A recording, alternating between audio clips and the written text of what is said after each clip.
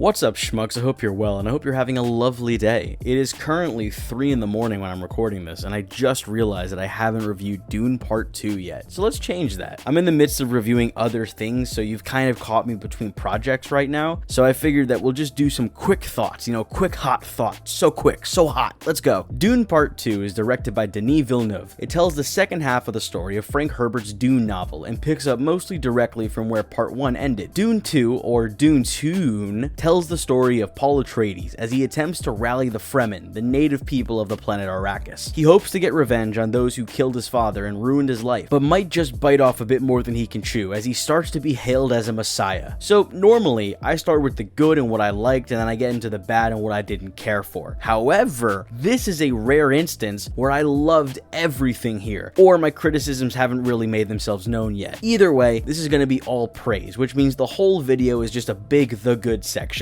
Let's do it. I love the story of this movie. I adore protagonists who are awful. It's why I like things like you and Barry and Nightcrawler, and it's why I always found Paul Atreides to be really interesting. The tale of Muad'Dib is a cautionary one. Be cautious of charismatic leaders. Be cautious of people who say the things you want to hear. They might just be using your beliefs to elevate themselves and put themselves in a better position. Paul's story is so tantalizing in this, and Timothée Chalamet is powerful. This is the part of Paul's journey where he commands rooms and inspires the masses, and Chalamet has such a gripping presence in this. He's hypnotic. Shit, man, I would have joined his jihad too. Chalamet is amazing, but my favorite character in this was not Atreides. It was Chani. Movie Chani is pretty different from book Chani, but I like the changes, although it does make me wonder how Messiah will play out. Zendaya is really truly fantastic in this. She makes Chani so endearing and sympathetic, and her chemistry with Timothée Chalamet really connected with me. There's a moment where Paul gets injured and he shoots Chani a look, and Zendaya does this little flutter thing with her eyes and her mouth, and I felt the most unbridled panic and sadness come over me. She's really excellent in this. Chani's role in this is basically as an aggressive atheist who rejects Paul as a messiah or any prophecy he might be a part of, and I found that to be really interesting. This movie has a lot to say about religion and believing and not believing, and Chani was a really great vessel for that commentary. Austin Butler as Fade Rotha is also amazing. A truly menacing screen presence, but also a really exciting one. I got so immensely happy every time he showed up. He's kind of terrifying, but he's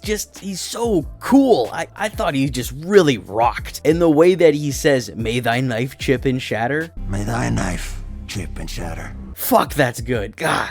Very good shit. And that duel that he has with Paul is one of the coolest final battles in an action movie I've seen in quite some time. I don't know if this is Denis Villeneuve's masterpiece, but I think it is one of his best. This movie does have his best action set pieces though, bar none. Every action sequence is riveting and paced so well. Each time the action was ramping up, I locked in. I would love to see Villeneuve tackle a war movie sometime. I think he'd kill that shit. But if there was one word I was gonna use to describe Dune Part 2, it would be big. This is a big movie. It looks big. It feels big. It's just big. This movie is filmed in the way that Gareth Edwards filmed Godzilla. Every shot is achieved in a way that could feasibly be done. By doing this, cinematographer Greg Fraser makes everything feel real. The VFX shots being shot as if they aren't VFX shots has such a powerful effect on the mind. It really does feel like a sandworm is charging you. This, combined with some strong and intoxicating sound design and one of the most transcendent scores Hans Zimmer's ever concocted, there wasn't a single second of this movie that I didn't love seeing or hearing. I love Dune Part 2. It's what every blockbuster should be striving to be. Big stars, breathtaking effects, astounding action, a riveting story, and a $190 million budget. I guess you really can have it all. I know I'm late to talking about this, and it's because I'm busy reviewing other movies, but I hope the cult of schmucks can accept this for now. One day we'll look at the entirety of Villeneuve's Dune adaptation, but today is not that day. Today is the day that I give you my quickie little thoughts on Dune Part 2, or Dune Part-Une.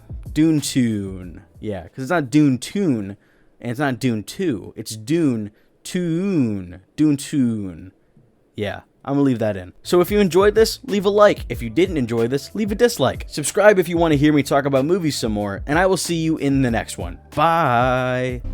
May thy knife chip and shatter.